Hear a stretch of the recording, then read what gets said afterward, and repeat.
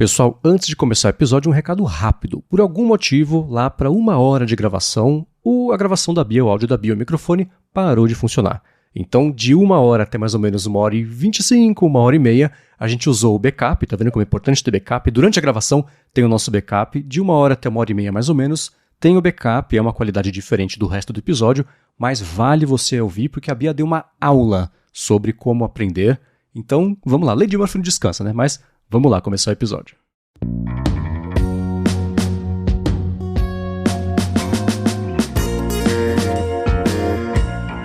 Olá, tá começando o 120º episódio do Área de Trabalho da Gigahertz, patrocinado nessa semana pela ExpressVPN e pela Firmou Consultoria. Quem tá falando aqui é o Marcos Mendes, e assim como outra semana, eu tenho por aqui a Bia Kunze, garota sem fio. Tudo bom, Bia? Tudo bem, Marcos? Olha, nosso algoritmo, eu estava comentando aqui antes de começar a gravação, né? O algoritmo pessoal do Marcos e o meu anda muito bem afinado, né? Pois é, a gente, graças ao Área de Trabalho, né? O Demis Hassabis da DeepMind ganhou o prêmio Nobel em Química por conta, a gente até discutiu aqui sobre dobra proteica com a ajuda de IA, o AlphaFold, etc. E acabou de anunciar hoje de manhã, né? Foi dividido entre o David Baker, que fez alguns trabalhos relacionados a isso, e o Demis Hassabis, que é o CEO da DeepMind, é um ex-Google também, e o John Jumper, que também é da DeepMind, por conta aí do AlphaFold, os benefícios todos, né, que ele ofereceu para a descoberta de novas proteínas, tratamentos médicos, etc. O que é claro que é curioso, você até brincou, né, Bia? Porque semana passada o assunto principal do episódio foi essa mistura entre desenvolvimento, ainda que uma coisa caseira, né? Mas desenvolvimento de remédios com IA e essa mistureba toda.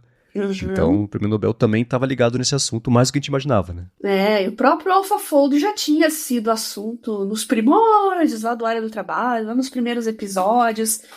No início da pandemia, eu tô me sentindo meio vingada, né? Porque pandemia, tudo no EAD, eu fiz uma palestra falando do AlphaFold, falando o que poderia acontecer, o que ele poderia fazer, né? Eu comecei a me interessar nessa área de drug discovery, de descoberta de novas biomoléculas, aí, principalmente para perfil terapêutico, né? E uma pessoa não deu muita bola, assim, quando você fala de matemática, TI, algoritmo, o pessoal fica meio com preguiça, assim. Aí você fica meio frustrado, caramba, né? Você é tão entusiasmado no assunto e não vê o mesmo entusiasmo das pessoas, né?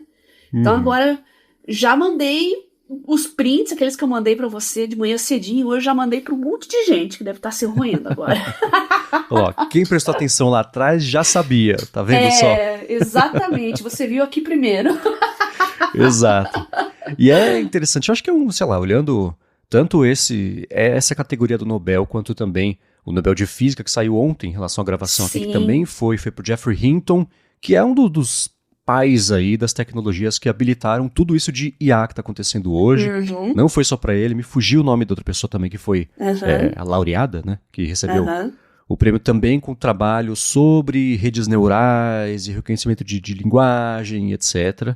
Então acho que é o prêmio Nobel reconhecendo toda a base que esse pessoal está colocando para os avanços novos, né, nessas áreas todas. Exatamente. Enfim, né, de física, de matemática, de medicina.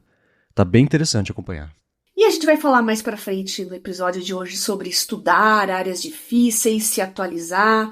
Hoje em dia os conhecimentos se convergem, né, Marcos? Eu vi, tem pessoal da área de química e física e com muita dor de cotovelo. Aliás, ontem na timeline só tinha físico brigando, né? Com o pessoal de TI. Eu confesso que não é a minha área, eu ainda não entendi o nexo das redes neurais e o desenvolvimento desses algoritmos, né, para física. Eu tô esperando sair alguns artigos que me esclareçam melhor, porque realmente meu conhecimento é limitado. Agora, para química tem totalmente ligação, e eu acho que hoje vai ter um raid generalizado de químicos também. Sim.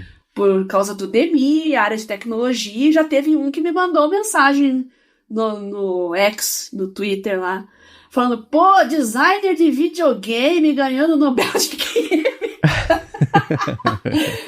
Mas o mundo mudou, então você tem que ter... O conhecimento hoje é fragmentado. E eu estudo matemática, eu estudo estatística, eu estudo programação, eu estudo imunologia, eu estudo genética. E todo dia eu me pergunto onde é que eu amarrei meu burro, porque é muita coisa, né?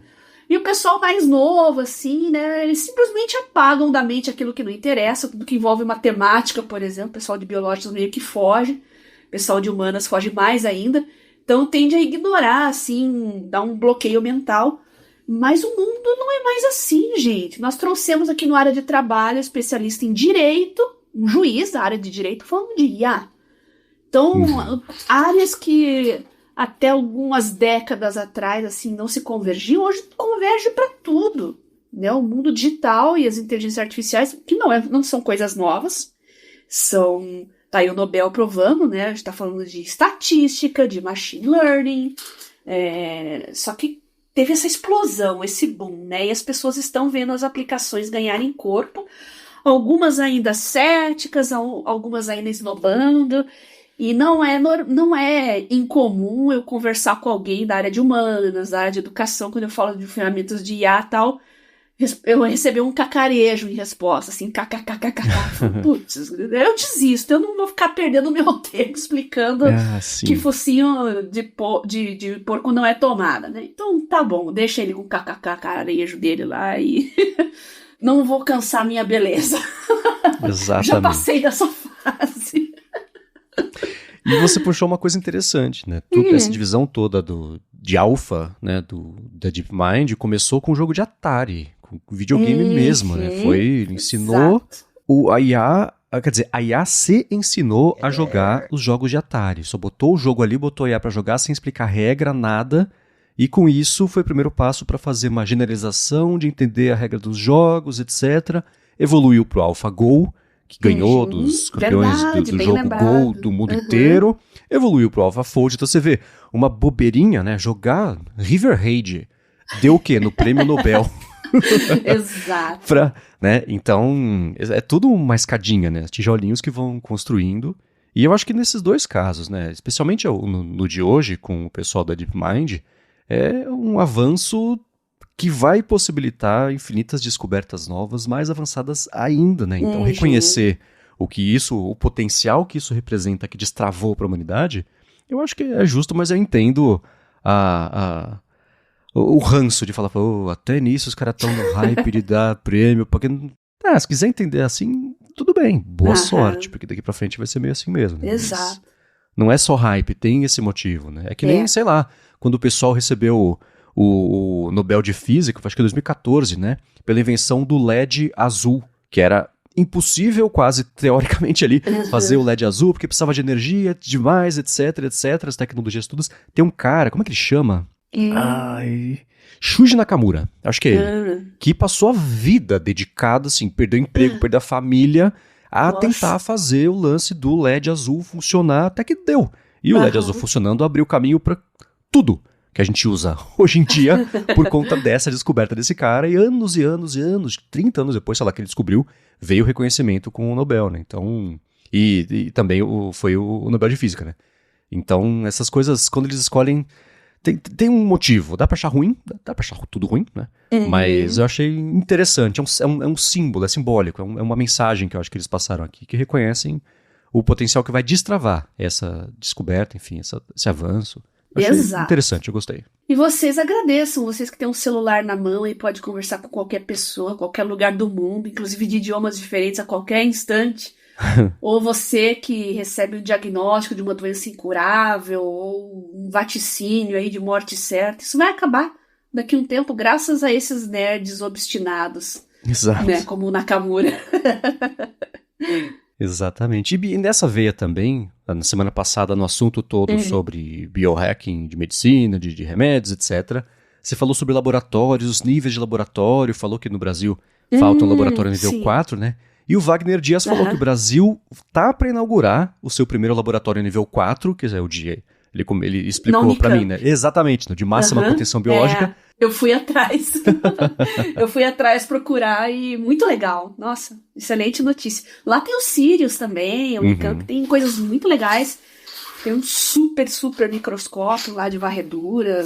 Fabuloso. Exatamente. Vai ficar do lado. O Sirius é o acelerador de partículas, né? Esse que é o projeto, é o Orion, cada um falou do jeito, vai ficar ali do lado. Obrigado ao Wagner Dias, ele mandou um link que eu vou deixar na descrição aqui que explica mais a fundo. Bem interessante. E a gente recebeu nessa semana, Bia, duas pessoas mandaram o mesmo link pra gente, foi o Paruker e o Rogério Buzelli, sobre o Plod, P-L-A-U-D, que é um gravador do tamanho de um cartão de crédito, que é integrado com o ChatGPT, com o Gemini, ou Gemini, enfim, né? Falando, vocês têm que mostrar isso pra Bia, isso aqui é sensacional. E puxando o que você falou no começo do episódio, Bia, a gente tinha falado sobre ele, né? No episódio 94. Exatamente. E é realmente bem legal. Tá tendo muitas iniciativas fantásticas, né? Agora, se vai vingar, se não vai vingar, isso depende de muitas outras variáveis, né? Eu quero saber como é que é a atualização desse plot aí. Como é que ele fica? Porque tudo é tão dinâmico, né? Tá evoluindo tão rápido, de repente você tá com um dispositivo que, sei lá, em poucos meses já não vai servir mais para fazer muita coisa. Esse é o grande problema das inovações que acontecem na velocidade da luz, né? Mas muito legal, viu, Rogério e o Paruker, né? Obrigado por mandar o link, realmente é muito legal. E quem não conhece, dá uma espiadinha lá no Plod para vocês entenderem do que se trata. Isso. Tem gente que, inclusive, sabe aquelas carteiras para smartphone que tem espaço atrás para cartão de crédito? Então tem dá para usar até case no seu celular para carregar o Plod para lá e para cá. É bem interessante. Sim. E para não ocupar o tempo de vocês, vou deixar aqui na descrição do episódio o link pro episódio 94 que a gente discutiu. Só uma atualização, ele custava $185, caiu para 160 e tá na promoção por 127. Então estão cortando o preço. Tá vendo? Tem a boa notícia, o preço tá mais barato. Tem a má notícia que está precisando incentivar a venda, né? Então, exato. A gente até comentou em um reforço rápido, é assim, ele tem uma assinatura, o que acontece com a assinatura, com produtos, se eles acabarem deixando de prestar serviço, etc. Mas a discussão mesmo, vocês acompanham o 94. Obrigado a vocês dois por terem mandado. Eu tenho certeza que muita gente vai descobrir hoje esse produto e vai ter link na descrição para quem quiser saber mais sobre ele. Agora, um pouco nessa pegada, né, também, a gente comentou há algumas semanas comentando sobre o notebook LM, e o Augusto Baroni falou que está utilizando o notebook LM, ele é basicamente um chat GPT feito só para coisas que você subir para você interagir, explorar esse conteúdo. Eles ganharam também uma versão, um produto, um desdobramento aí, que faz um episódio de podcast curtinho de 10 minutos sobre o tema que você subir. E o Augusto falou que está usando o notebook LM na hora de estudar, conversando com os PDFs que os professores deixam na plataforma da faculdade e também para lembrar de alguns assuntos específicos já vistos anteriormente aí, de uma forma mais rápida. A gente pediu para vocês mandarem e sigam mandando como é que vocês estão usando o notebook LM. É assim que o Augusto está fazendo. E semana que vem eu vou trazer atualizações, tá? Eu vou esperar passar a minha semana de provas. Quem está acompanhando lá o meu projeto Work and Study With Me sabe como é que eu tô usando o tempo todo o notebook LM. E agora eu vou fazer alguns simulados para provas sobre os assuntos que eu já estudei.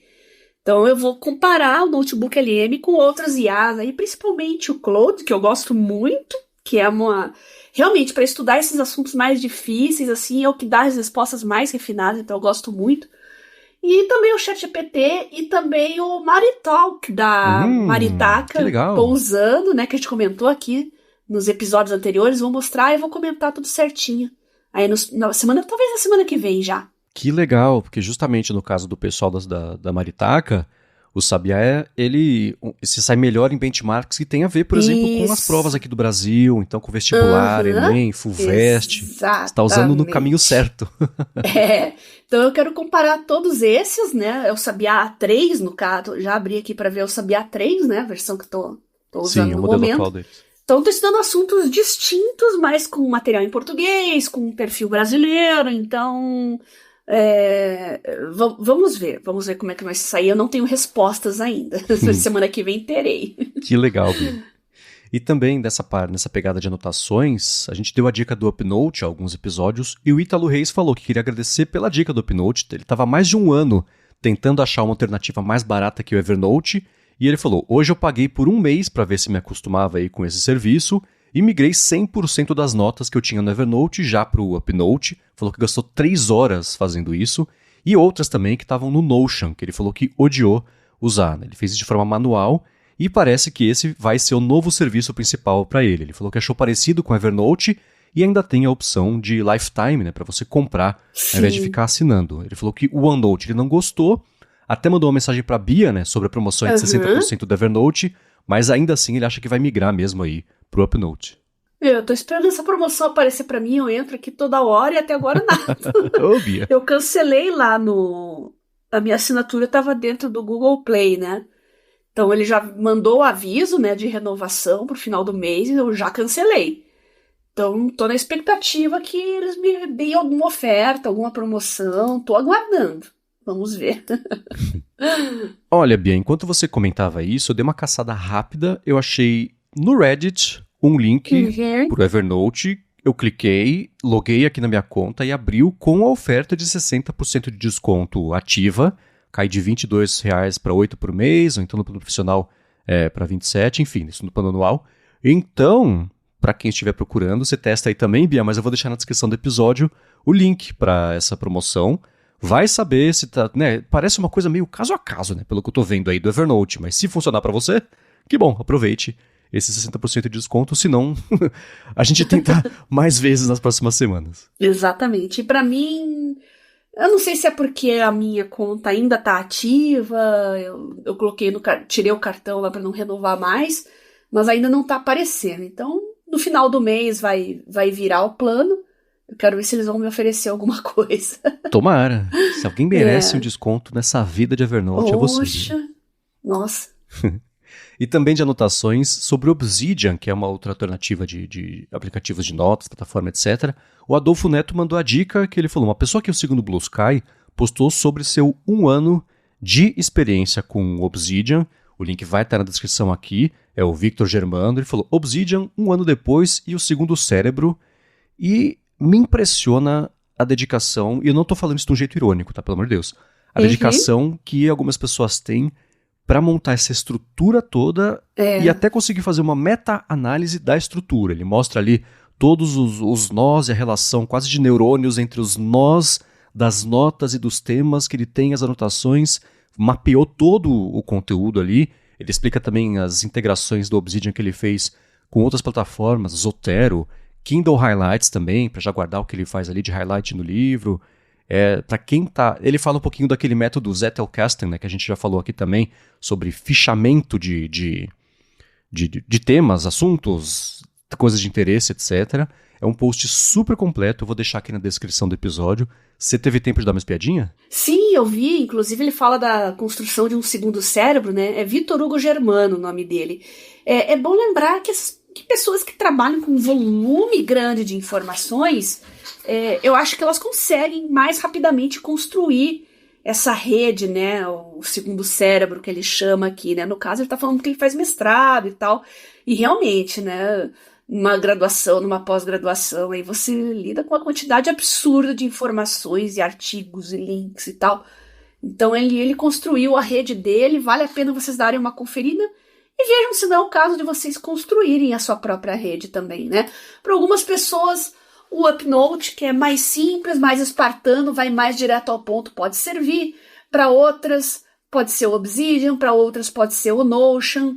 Cada um vai achar um sisteminha aí que se adequa mais ao seu estilo, porque as pessoas são diferentes e seus estilos de vida e de trabalho são diferentes também. Exatamente. E quem quiser mandar os feedbacks sobre isso, já sabem, gigahertz.fm/feedback. Agora eu quero trazer uma dica que o Alisson Rodrigo mandou sobre organização de leituras, que eu achei bem interessante, uma ferramenta que é inédita aqui no área de trabalho, o que é quase inédito. A gente fala sobre tanta ferramenta, é bacana ver que ainda tem um monte pra gente falar.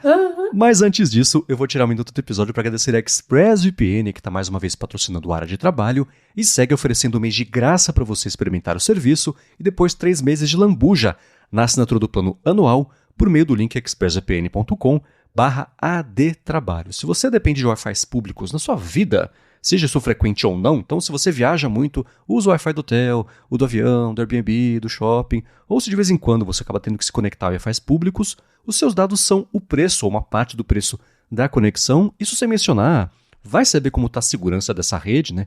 Então você está expondo ou cedendo o uso de os sites, os serviços, aplicativos, servidores, conteúdos, streamings que você acessa, por quanto tempo, para onde vem, para onde vai. E com o ExpressVPN você diz não, porque os dados são seus, você não tem que dar esse tipo de informação para ninguém, então você protege os seus dados. Quando você liga a VPN e roteia a sua conexão pelos servidores da ExpressVPN, passa a ser tudo criptografado pelos canos impenetráveis e nem ela sabe o que você está fazendo com a sua conexão e com os seus dados. E especialmente para streaming isso é ótimo, porque se você se conectar a diferentes países e acessar o streaming que você assina, você tem acesso ao catálogo desses países que é diferente. Pode ser maior, pode ser menor, o ponto é diferente em relação ao catálogo aqui do Brasil. E para você testar e ver como é fácil colocar para rodar no seu telefone, no tablet, no computador, na Apple TV, que tem suporte, que é como eu uso todos os dias, na TV direto também, dependendo do modelo, ou até no roteador de casa, se você quiser, para proteger de uma vez sua família inteira, você faz o seguinte, vai em expressvpn.com/adtrabalho, testa por um mês, e aí se você assinar o plano anual, ao fim desse ano, eles dão 3 meses extras de bônus aí, então são 4 meses de brinde, só porque você entrou em expressvpn.com/adtrabalho, e tem link na descrição também para facilitar. Muito obrigado, ExpressVPN, pelo patrocínio de mais esse episódio do podcast e pelo apoio a toda a Gigahertz. Além de você ter acesso a um catálogo imenso de coisas que você não teria acesso se você estivesse no IP do Brasil, você também tem mais segurança. E até a qualidade dos anúncios das suas redes sociais muda, viu? A quantidade de coisas legais, aliás, que eu descobri navegando em rede social por VPN, por exemplo, muito app de IA. Por que será, né, que o algoritmo sugere isso pra mim? Não faço ideia. Mas pelo menos vem anúncio de app de IA ao invés de aposta esportiva que não tem nada a ver comigo.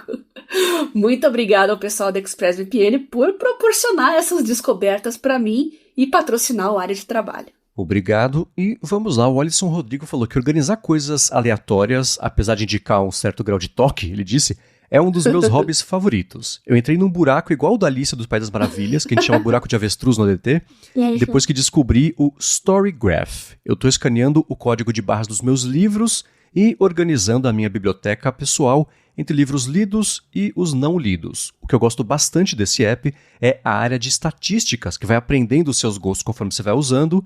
Ele fala que não achava que fazer log de livros fosse tão prazeroso, aparentemente é, e mandou o link que é claro, que eu vou deixar na descrição aqui do episódio. Eu cliquei, eu tô dando uma olhada aqui, muito legal mesmo, e não sei se é um certo grau de toque, viu, Alisson? É legal você organizar suas coisas, né? Eu acho que isso combate um pouco a ansiedade, sabe? Porque quando você tem suas coisas organizadas, você sabe que estão ali, você sabe que está tudo certo, que você pode consultar a qualquer momento de uma forma organizada, você sente uma certa calma, uma certa segurança. Então, ser organizado significa ser menos ansioso. Não sei se o Alisson vai concordar comigo.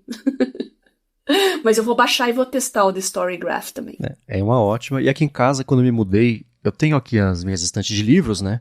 E eu organizei como eu achava que era, né, por a ordem alfabética do tema. Então, né, tinha design, fotografia, música, né, nessa sequência alfabética. E dentro disso, pela ordem alfabética do sobrenome. Então, o sobrenome e o nome, né? Ficou bonitinho, glorioso. Eu entrava lá de olho fechado, eu achava o livro que eu ia pegar, que eu precisava consultar para fazer alguma coisa. E tava assim, né? E fica caótico, né? Fica cada um no tamanho, fica porque tá organizado do outro jeito, né? Aí a moça que vem aqui limpar em casa, foi limpar a estante, tirou todos os livros e devolveu todos, colocou em ordem de tamanho bonitinho, assim, tá um decrescente lindo do livro maior para menor. Perdeu completamente a organização de nome e tema que eu tinha que falar. Quer saber? Deixa pra lá. Enfim, seguindo aqui, sobre o gerenciador de arquivos, Bia, da Samsung, que você comentou, o Cássio deu uma dica que ele falou, pode ser útil aí para mais ouvintes, que é o seguinte, ele tem como você colocar armazenamento de rede. Então, um NAS, aquele Network Attached Storage, por exemplo, além também das nuvens que você já tem. Então, coisas externas também dá para gerenciar, interagir direto lá por meio do gerenciador de arquivos da Samsung. Exatamente. O gerenciador de arquivos da Samsung é muito bom. Eu nunca usei esse recurso, né? Mas eu sei que muita gente tem um servidorzinho doméstico ali para filmes, para arquivos grandes e tal, né? E tá aí, você acessa no seu dispositivo móvel também. É muito legal, vale a pena vocês usarem, explorarem mais, quem tem dispositivo da Samsung, né? O gerenciador de arquivos nativo. Exatamente, e ele tem link para baixar. Se você não tem o telefone da Samsung e quiser baixar, você consegue, tem na Play Store. Ou ele é nativo e só vem instalado mesmo no telefone da Samsung, você sabe? Eu acho que tem, mas ele não deixa baixar, porque eu já indiquei outros aplicativos desses nativos da Samsung que tinha na Samsung Store, possivelmente só tem lá, né? Mas mesmo enviando o link, o arquivo e tal, as pessoas não conseguiam, não deixavam instalar. Então não sei, gente. Tá. Não sei dizer. É o MyFiles, o nome dele? Meus arquivos, deve ser esse. Ah, ótimo. Vai ter na descrição para quem quiser também experimentar. Vê se roda telefones que não sejam da Samsung e vocês contam pra gente. Agora, também sobre o mundo Android, eu vi que o pessoal ficou muito feliz, e você mandou pra mim a dica, de que o Arc Browser, enfim, ganhou um beta. Show! Mas tá pro Android, né? Eu tentei abrir, pra mim não tava aparecendo ainda, mas vou continuar tentando. E os ouvintes do área de trabalho que conseguirem já baixar o beta, testar, contem pra gente aí o que vocês acharam, tá? A gente já falou bastante do Arc Browser aqui.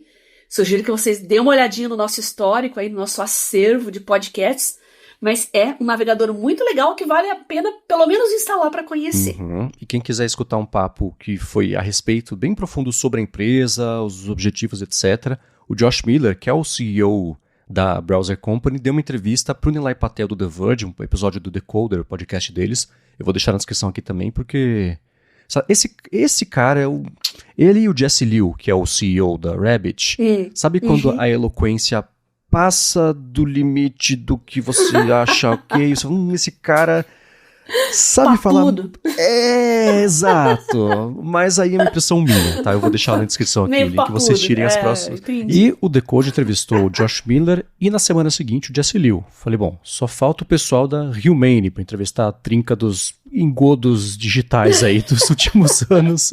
Mas vai ter link na descrição aqui para quem quiser acompanhar esse papo. É um navegador que tem muitos fãs, né? Estilo Firefox, assim, mas um pouco diferente. Então... vai nessa pegada do CEO aí, os fãs são bem entusiasmados também, são meio Arch-Minions. Mas assim, gente, pra quem usa e tá curtindo, que maravilha, tá? A gente tá brincando aqui com isso, mas... Eu fiz essa comparação justamente, né? O pessoal do Firefox era mais apaixonado mesmo, né? E eu vejo essas semelhanças também. Todo mundo é Minion em alguma coisa, né? O Alisson lá em organizar os livros dele, então cada um tem a sua. Exato.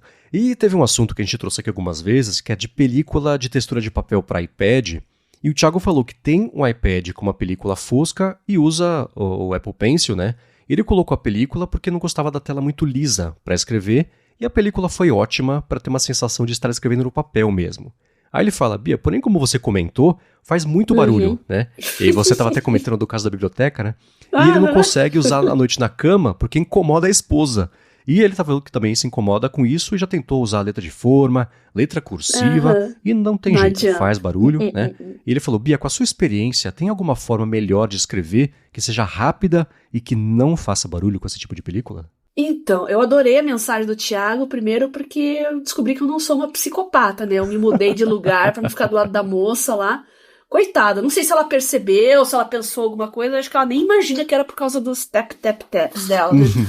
Mas eu respondi o Thiago, né, e eu falei que eu acho que o melhor jeito é não usar película, né, eu não uso nos meus porque eu não gosto da sensação de películas, eu não tenho o mesmo feedback, até porque a pontinha da S Pen da Samsung, ele tem pontinhas diferentes que você pode comprar, você tem aquela que escorrega mais, aquela que é mais agarradinha, não sei se para Apple Pencil tem esses diferentes níveis de textura, né, mas a ponta da Apple Pencil é bem dura, né? A da S Pen é mais macia, então eu não tenho esse problema de tap. Eu já tentei escrever assim e gravei assim para perceber se fosse outra pessoa fazendo e não me incomodou. Eu acho que sem película ainda é a melhor maneira, né? Então, pessoal que usa iPad, Apple Pencil, película, não película, ajudem o Thiago aqui, passem um feedback para nós, né? Porque eu não uso Apple Pencil, né? Então, não sei, passo a bola para vocês. Eu dei uma caçada e eu encontrei a recomendação de todo mundo, parece ser de uma marca chamada Pen Tips, que vai ter link na descrição, que é justamente ponta de terceiro para Apple Pencil e cada uma com um nível de dureza ou de moleza, não sei se existe isso, legal, mas vocês entenderam, né? Então muda a textura, tem uma chamada Fiber que tem a sensação que é um pouco mais lisa, que deve ser muito parecida com a do Apple Pencil mesmo. Tem uma chamada Light, que eles falam que tem uma sensação mais controlada, seja lá o que significa. Tem a texturizada, então deve ser essa aí, justamente a que ele talvez esteja procurando. Tem uma que chama tradicional, que tem... Ela parece uma ponta de caneta esferográfica mesmo. Eles vendem a película também. Então, assim, a péssima notícia é que não é barato, tá? Só a ponta custa 10 euros, mais o frete para o Brasil sairia pelo menos o triplo disso, então... É difícil, né? Acho que vale pesquisar muito bem antes, apesar do risco de que isso é uma coisa que literalmente é 100% tátil, né? Você vai saber se funciona para você ou não se você testar. Vale ver se tem talvez uma política de devolução, ou vai atrás de muito vídeo, muito post, muita matéria sobre isso, mas o que eu descobri é que existe esse mercado de pontas, que a ponta do Apple Pencil você destarracha ali e substitui, né? Então isso pode ser uma alternativa. Se a película é o problema, talvez a ponta, mesmo que tenha o atrito, porque se esse é o objetivo, tem que ter, não tem jeito e o atrito vai ter barulho. Sim. Mas se for uma coisa um pouco mais abafadinha, um pouco menor, pode ser um caminho. Então, para quem já usou essas pontas, mandem pra gente também o feedback. Quem mora fora e tem acesso a uma loja que vende, você pode testar e conta pra gente, pode ser uma solução. Sobre esse mundo, esse universo aí das pontas de Apple Pencil e de S Pen, basicamente é assim, né? Quando a ponta é mais lisa, ela escorrega mais na tela, você escreve mais rápido, só que muita gente tem uma empunhadura diferente, tem uma firmeza diferente e não gosta. Artistas gostam mais, mas quem usa para escrever prefere aquelas que dão mais controle, ou seja, ela agarra mais, você consegue escrever mais devagar e, enfim, tem o melhor domínio na sua letra, você consegue... não fica tão garranchosa também, tem isso. Pra quem tem aquela letra que é um garranchão, no meu caso, tem uma ponta que permite um melhor controle e dá uma amenizada nisso, né? Mas bom saber, não sabia que tinha pontas vendidas por terceiros aí, vale a pena explorar, vocês que escrevem bastante, que usam bastante, até porque a ponta da Apple Pencil desgasta, né? Ainda mais quem usa película fosca, viu, Thiago? A gente já comentou, né? Aqui, ela desgasta mais rápido. Então é bom, de qualquer forma, você já ir se inteirando aí nesse universo das pontinhas. E todas elas desgastam porque é atrito o tempo inteiro, né? Mesmo sem a película. Tanto que a Apple Pencil vem, acho que com uma ou duas, pelo menos vinha, né? Na primeira versão, uma ou duas pontinhas, a Apple vende. E quem já usava aquelas mesas digitalizadoras da Wacom, que também tinha isso antes, quando isso era tablet, né? Antes dos tablets, isso era o que a gente chamava de tablet, tinha mesmo, já vinha com pontas a mais, pontas diferentes para dar justamente a sensação diferente, ou que te permitia angular melhor, cada ponta fazia uma coisa. Hoje em dia, os sistemas resolveram isso tudo, e no próprio sistema você usa uma ponta só, e ele entende a sua intenção para fazer um traço mais grosso, mais fino, né, etc. Antes não era assim, né? E já tinha esse lance, porque arrastou, vai desgastar. Às vezes mais, às vezes menos, mas quem usa muito desgasta, não tem jeito, né? Boa. Muito bem, seguindo aqui, a OpenAI anunciou na semana passada um produto, não era nem rumor, eles lançaram isso, chamado Canvas, que é uma função nova para o ChatGPT, feita para ajudar em tarefas que envolvem escrita, tanto de texto corrido quanto de código também. Eu achei que, apesar de ser um produto muito bacana e muito útil, eu acho que essa é a pior interface de descoberta que a OpenAI já lançou para um produto deles, o que é uma pena, porque o potencial é muito grande. Como é que ele funciona?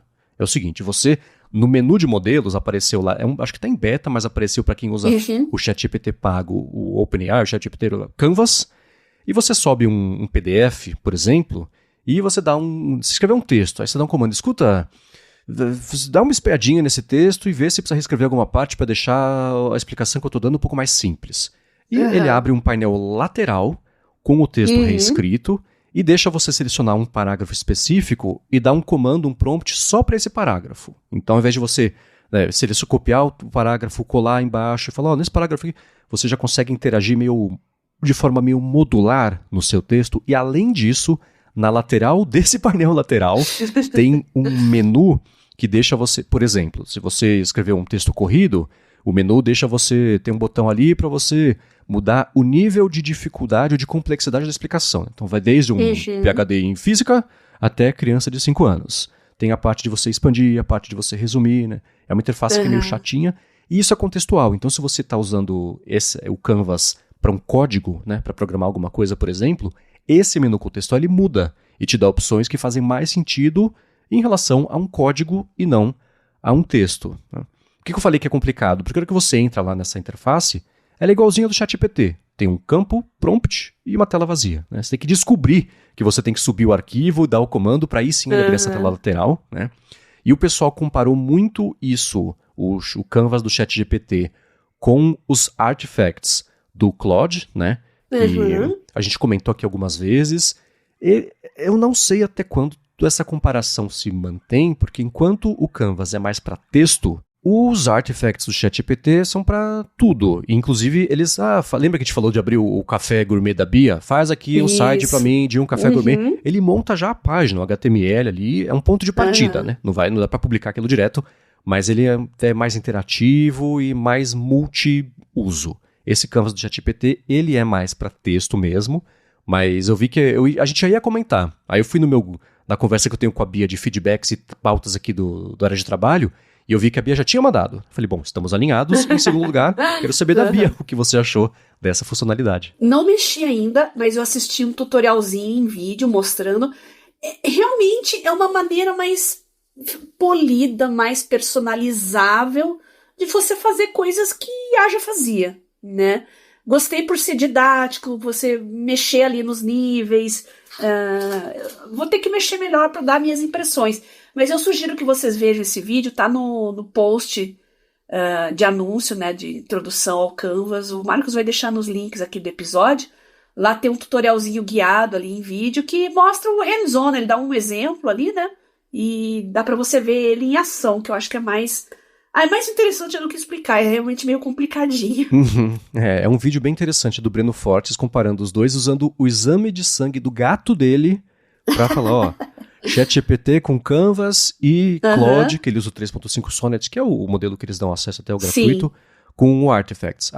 Tá aqui o negócio, faz sua mágica. Aí ele vê o que ele entrega, aí nesse caso, por exemplo, o Claude já entrega bonitinho uma tabela, o ChatGPT tem que pedir para fazer uma tabela. Aí nos dois casos ele já interpreta, esse valor aqui, geralmente, o normal seria isso, tá dentro, tá fora, tá acima, tá abaixo.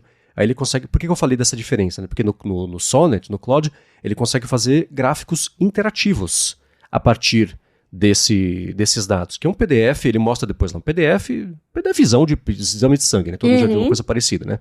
Pouco estruturado e... Enfim. E no ChatGPT, o Canvas nem é feito para isso. Então, são usos diferentes. Os dois muito poderosos, tá? Acho que para quem mexe muito com texto, seja codificando, seja texto corrido, vale a pena dar uma espiadinha nesse Canvas. Há uma notícia que ele está disponível, me parece, pelo menos só, ainda como beta, mas só para quem tem o plano pago. Geralmente eles liberam para o plano pago e depois liberam para quem é o profissional, o educação e um brinde aí, um demo para o plano gratuito. Geralmente é como eles têm feito isso.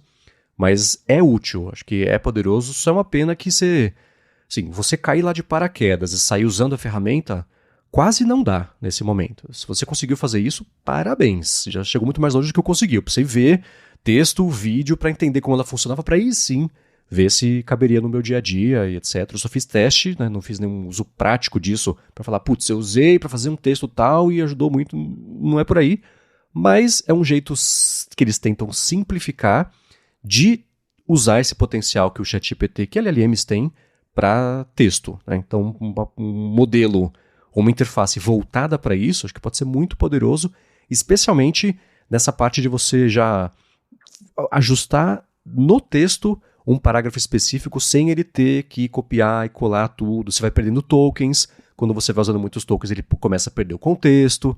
Então é um jeito que eles estão tentando deixar mais rápido, mais ágil e mais eficiente essa parte de usar LLM para texto. Vale a pena testar, mas tenham paciência no começo, porque é uma interface, nesse momento, meio desafiadora. Certamente não vai ser a final, quando eles lançarem como produto oficial. Mas eu tenho certeza que vai ter ouvinte nosso aí que vai tirar de letra e já vai estar mandando tutorial, vai estar mandando feedback. Então eu estou aguardando vocês lá no Telegram, @BiaCunze, mandem para vocês prints e os comentários aí da experiência que vocês tiveram, tá? Mandem sim, e está sendo muito interessante, acho que de um modo geral vale a pena ficar de olho nessas pequenas melhorias de produto que todos os fornecedores de LLM estão fazendo para deixar cada modelo, cada opção do modelo voltada específico para uma tarefa que é melhor do que a outra, né? Por exemplo, eles lançaram recentemente aquele O1, que é para tarefas mais próximas de dobra proteica, né? Vamos voltar aqui ao começo do episódio, né?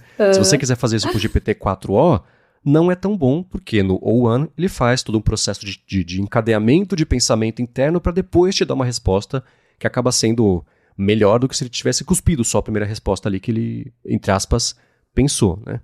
Isso não funciona muito bem para revisão de texto, por exemplo. É um desperdício de GPU e de tempo para você revisar um texto.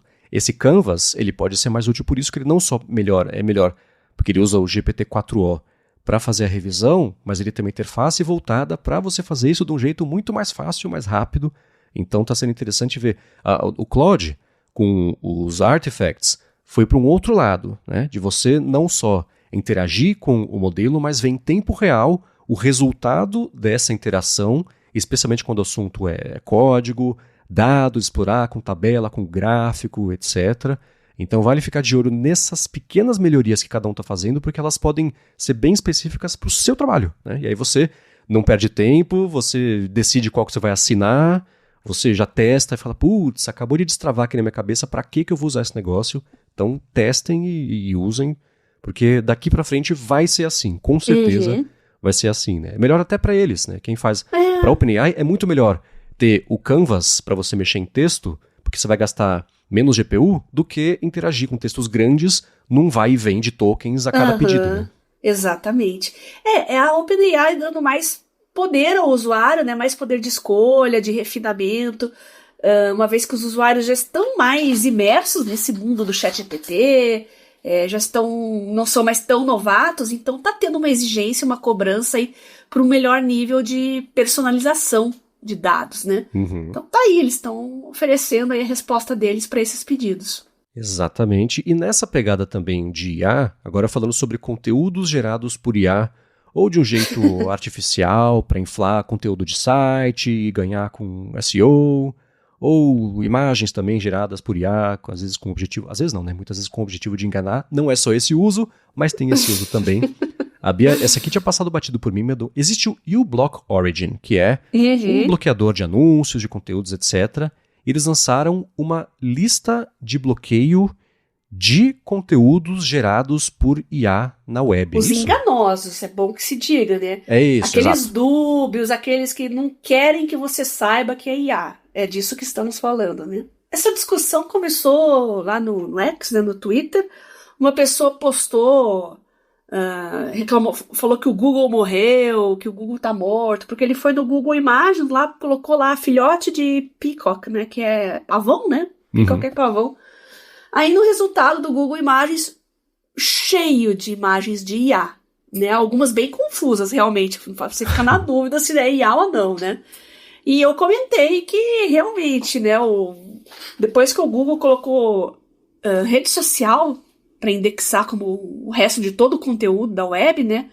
Isso começou a virar um problema. E aí perdão, não gravei o nome aqui, porque é meio complicado, né? Eu só abri o link, adorei, assim, fiquei explorando, fuçando mais, sabendo mais a respeito e já encaminhei pro Marcos, né? Então foi aí que veio a sugestão do uBlock Origin, justamente para você não cair nesses sites enganosos, né? Volta e meia, a sua avó, o seu tio, que ainda estão lá no Facebook, né? Vão mandar uma foto pra você. Olha que lindo esse bolo de casamento, é uma obra de engenharia. Não, vó, isso aí é IA. Não, vem o seu tio também, olha esse carro, cara, que maravilha. Não, esse carro nem existe. Tá direto isso. E o Facebook virou o território da IA para a terceira idade. É impressionante. Uma maneira de gerar um engajamento falso com imagens cada vez mais estrambóticas, assim, justamente para gerar choque, porque é daí que vem o engajamento, né? Exatamente. Tem o pessoal do site 404 Media tinha feito uma matéria a respeito disso, sobre como o Google está sendo desafiador para o Google desindexar imagens geradas por IA.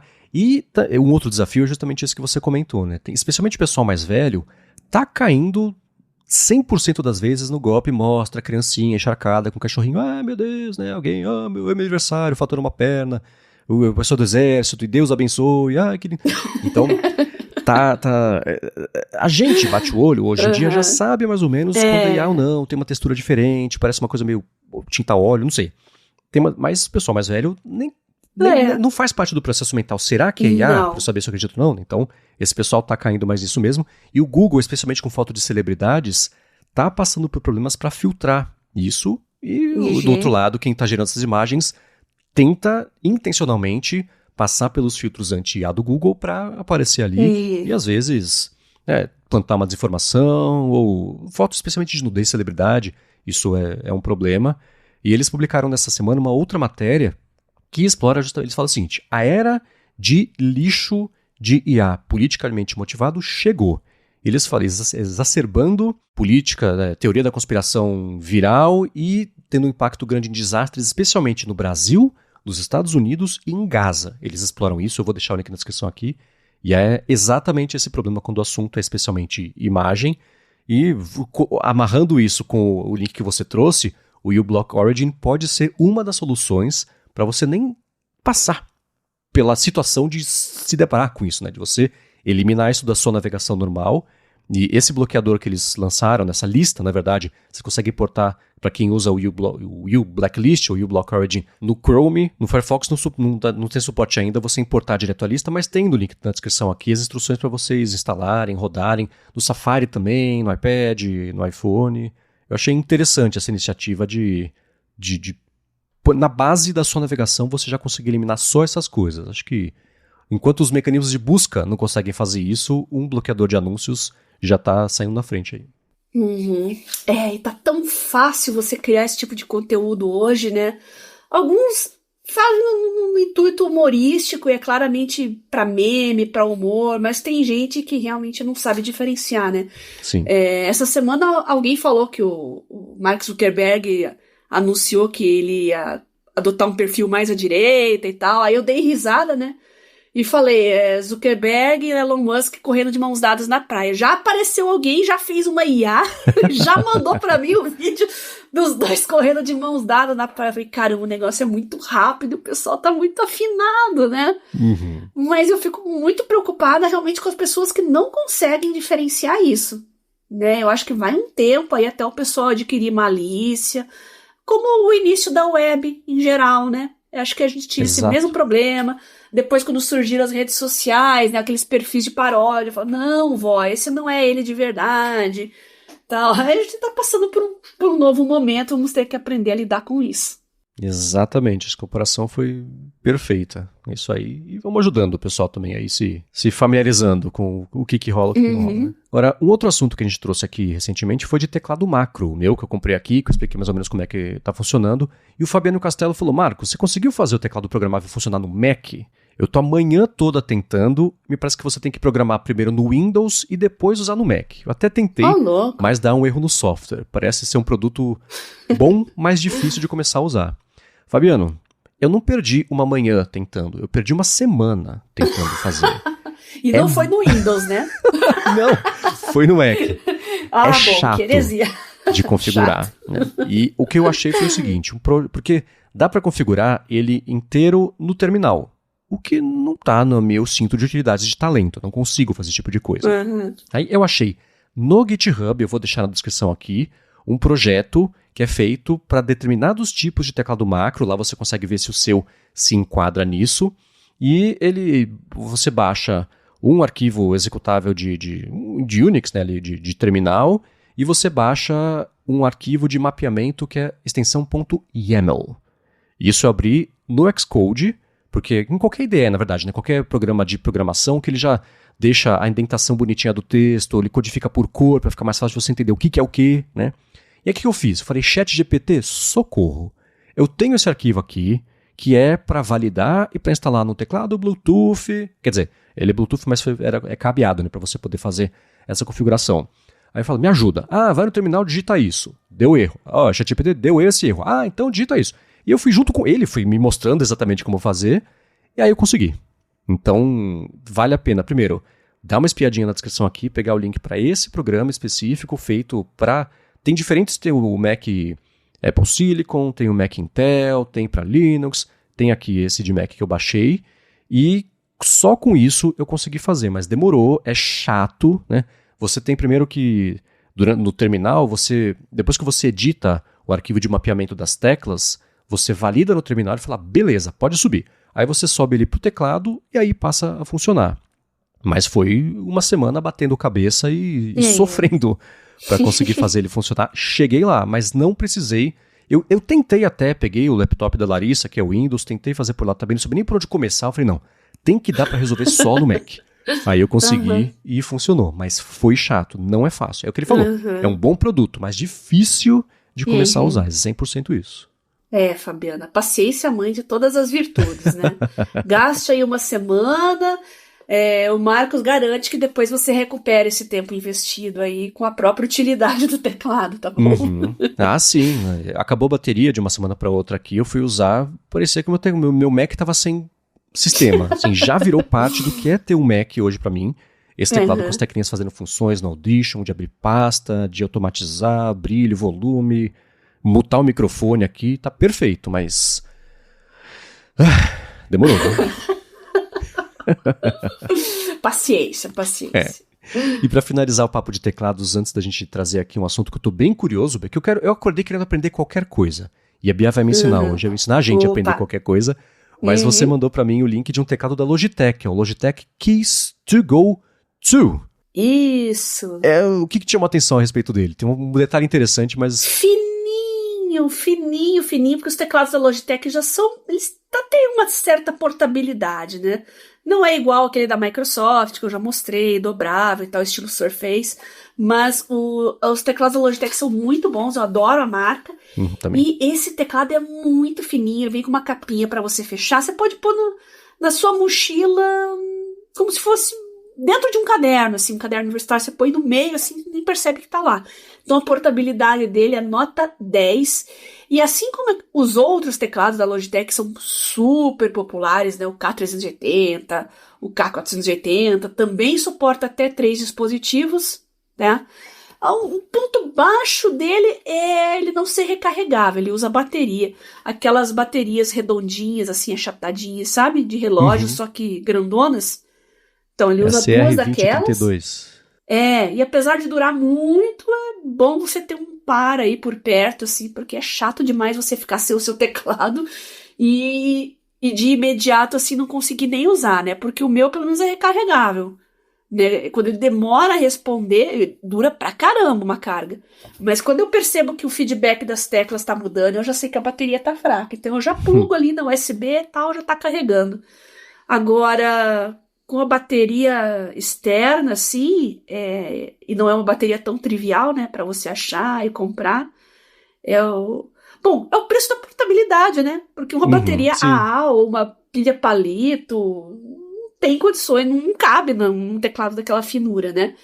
Mas fica aí a dica, eu postei a dica lá no Produtividade Móvel, no Mundo Sem Fio também, o pessoal tava discutindo teclados portáteis, né? Não vi o preço dele, Marcos, ele foi lançado acho que faz 2 semanas só, é bem novo, né? Não deve ser barato, né? Já que é um lançamento. Mas logo o preço cai, logo fica mais disponível em outros lugares também, que no Brasil ainda não, né? Eu achei ele aqui custando $80 lá fora. Ele, no site da Logitech no Brasil, tem uma listagem que é de R$600. Então, então tem isso, né? Eu achei interessante, ele fala, a bateria dura 36 meses, 3 anos. Mas vai acabar bem quando você tá com o prazo apertado para entregar aquele relatório. Aí que é curioso, depois de 3 anos ele funcionando, você já esqueceu da bateria, né? Exatamente. Então vai acabar quando você não lembrar que isso é uma coisa. E eu achei interessante essa ideia, né? A gente vai deixar a bateria uma autonomia muito maior, com baterias físicas mesmo, com essas redondinhas. Mas tem isso, acabou a bateria, você tem que desparafusar um pedaço dele para trocar as 2 baterias.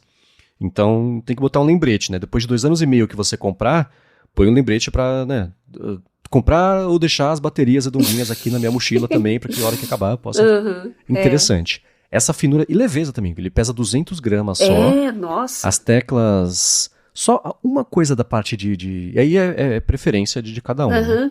Algumas na direita, algumas das teclas são metade da largura só, não é uma tecla completa. Justamente para ele ser um pouco mais portátil ali, então isso me incomoda um pouquinho, mas tá aí. Para quem quiser dar uma espiadinha, vai ter link na descrição a respeito dele. E eu achei bem, se eu tivesse uma vida móvel que dependesse de um teclado Bluetooth, certamente esse estaria no páreo, porque o lance de 3 dispositivos é meio padrão hoje em dia, né, para periféricos Bluetooth, mas a finura e esse lance da autonomia achei bem interessante. Vai dar uma espiadinha. Legal. Bom, agora sim, chegou o momento de como aprender a aprender. Vamos aprender qualquer coisa aqui com a Bia. Foi um assunto que ela trouxe algumas semanas que ela ia coletar as informações, etc. Até no próprio estudo dela para trazer aqui. Chegou o dia que a gente vai falar sobre isso, mas antes eu quero agradecer a Firmou Consultoria, que está mais uma vez patrocinando o Área de Trabalho e segue oferecendo serviços de contabilidade consultiva e gestão financeira. Ela é especializada em startups, empreendedores, profissionais liberais, pequenas e médias empresas. Então, para você que está aí querendo abrir sua empresa ou desenrolar alguma pendência, complicação do seu CNPJ, da sua vida PJ, a Firmou resolve. Ela vai além de oferecer serviços de contabilidade do dia a dia e atua como uma mentora financeira para você e para sua empresa. A gente conhece muito bem isso, porque foi graças, e ainda graças à Firmou, que a gente lançou a Rede 2022 em tempo recorde, sem perder tempo com burocracia, com complicação. Até hoje segue tudo bem, nunca tivemos uma surpresa fiscal, uma surpresa burocrática. Eles resolvem tudo de verdade pra gente. E ela conhece as melhores estratégias para você abrir e manter sua empresa de olho em economia de custos, no tributo certo para cada categoria. E ela sabe fazer a legalização do jeito certinho para você ganhar tempo. Não tem nada melhor do que você deixar esse tipo de coisa na mão de quem sabe o que está fazendo e se focar no trabalho, porque isso também é produtividade, né? Então, para conhecer melhor tudo o que a Firmou oferece e se livrar do perrengue, que é essa parte burocrática da vida financeira, fiscal da sua empresa, faz o seguinte: vai no Facebook ou vai no Instagram e procura por @Firmou Consultoria. A Firmou está pronta para ajudar todo mundo que escuta a Área de Trabalho, independente da sua necessidade, e a gente tem certeza que ela vai resolver tudo para você, assim como faz todo dia aqui pra gente. Então, mais uma vez, @Firmou Consultoria no Facebook ou no Instagram. Muito obrigado a Firmou pelo patrocínio de mais esse episódio do Área de Trabalho e por literalmente todo o apoio a Gigahertz. Muito obrigado ao pessoal da Firmou Consultoria por facilitar a vida dos nossos ouvintes. Obrigado e vamos lá, Bia. Esse é o momento tradicional do podcast em que eu fecho o microfone, abro os ouvidos e aprendo e anoto. Opa. E depois revisando, depois escutando o podcast, pego mais detalhes ainda, porque chega o momento de a gente aprender a aprender. Como aprender qualquer coisa. Você mandou aqui desmembrado para mim como é que você vai preferir falar do assunto, então, Bia, manda bala. Chegou a hora de eu escutar só. Bom, nunca foi tão fácil aprender qualquer coisa quanto os tempos atuais, né? Todo mundo tem dentro do seu bolso um dispositivo que é a janela para o mundo, né? Que é o seu smartphone. Então, até trocar uma resistência de chuveiro, por exemplo, para mim uma coisa impensável anos atrás. Se eu for um pouco ousada, não o meu chuveiro, porque o meu aqui é a gás, mas se eu for ousada e quiser eu mesma trocar, beleza, eu acho um tutorial disso no YouTube e consigo trocar. Mas a gente tem que destravar a mente, né? Como você disse, né? Tem que ter iniciativa. E, primeiro de tudo, você tem que entender que é possível, tá? Muita gente pergunta: eu tô velho demais para estudar, tô velho demais para aprender. Não, já não tô mais na idade para isso. Olha, isso é uma completa bobagem, porque a quantidade de gente que me procura, desde que eu decidi fazer vestibular de novo, estudar de novo, perguntando os comos e os porquês. Olha, muita gente tem vontade sim, mas o que tinha era uma espécie de bloqueio mental. E eu tenho certeza que capacidade, iniciativa, vontade, todo mundo pode dar um jeito e mudar sua própria vida. E a quantidade de gente, por exemplo, que quer mudar de carreira, ou fazer um concurso público, né? Vou largar tudo, vou fazer um concurso público, ou então mudar de área totalmente, dar uma guinada na vida, né? E geralmente para a área de TI, quantidade de gente que procura, falando, eu quero ir para TI e tal. Qual que é a tua formação? É direito, é artes, assim, coisas completamente distintas, né? Será que eu posso começar do zero na minha idade e tal? E o mais engraçado é que tem gente que mal fez 30 anos que já se acha velho, né? Não existe mais isso hoje, gente. A gente tá vivendo 80, 90 anos, daqui a um tempo o mundo vai estar cheio de centenários. O que você vai fazer com os 70 anos restantes da sua vida? Você tá com 30 anos, não, tô velho demais. Meu cara, você vai ter meia década pela frente ainda para viver e você não vai correr atrás disso? Né? E, olha, o tempo hoje mudou, tá? E a aposentadoria não é mais calçar o chinelo ali e se entregar. Não, hoje muita gente se aposenta e vai em busca de uma carreira nova, fazer uma coisa completamente diferente. Essas pessoas realmente são admiráveis, porque você já colecionou repertório de vida, experiência, já sabe as manhas, já sabe como fazer as coisas. Então, quando você se aventura numa coisa nova, às vezes pode ser mais fácil do que você imagina, justamente pela sua experiência e sua visão de vida. Os jovens são muito impetuosos, ansiosos. Em prol deles, eles têm realmente uma inteligência mais aguçada, a juventude, né? Você toma um porre, no dia seguinte você tá lá 8 da manhã assistindo aula. Isso é uma habilidade que depois dos seus 30 anos você não vai ter mais. Mas enfim, você pode tomar proveito de coisas que eles não têm para ser ainda melhor do que eles, né? Dependendo da área que você quer aprender, dominar e se destacar. Então, para começar, esquece esse negócio de tô velho demais, tá? Aposentou, quer fazer uma coisa nova? Vai em frente. Ah, meus filhos cresceram, tal, eu sempre fui mãe e tal, agora eu nunca tive a chance de estudar. Maravilha, começa a sua vida agora, faça o que você realmente gosta. E tem isso também. Quando você chega nos seus 40 anos, você sabe o que você gosta, você sabe como seu corpo funciona, você sabe seus pontos fortes, seus pontos fracos, você se conhece muito mais do que uma pessoa com 20 anos se conhece. Então, tudo isso, eu só tô falando que tem vantagens, então eu acho que eu já convenci todo mundo, né? Então, vamos em frente, vamos lá. Você quer fazer um vestibular, quer fazer um concurso, quer mudar de área, fazer uma faculdade, você pode sim aprender qualquer coisa, tá? Só que antes de tudo, você tem que aprender a aprender como estudar, como aproveitar uma aula. E é bom lembrar que numa aula, você não está estudando, você está assistindo aula. Assistir aula não é estudar. Então, a diferença entre conhecer um conteúdo e aprender e dominar aquele conteúdo é o que vem depois da aula. A aula só vai te tornar familiar aquele assunto. É a dedicação que você vai colocar depois que vai fazer a diferença no seu aprendizado. Então, você vai primeiro conhecer o assunto, depois, sozinho ali, lendo, treinando, revisando, você vai aprender o conteúdo e, por fim, no final de tudo, você vai dominar o conteúdo. Aí é uma consequência de acúmulo de horas e horas se dedicando. Tem uns artigos e uns vídeos que falam quantas horas de dedicação exige para você se tornar um especialista nesse assunto. Eu não vou compartilhar porque eu não sei se isso é verdade, se isso é pseudociência, eu não achei mais informação, mas isso é fato, que você depois de um tempo... É o lance das 10.000 horas lá? Eu acho que é isso.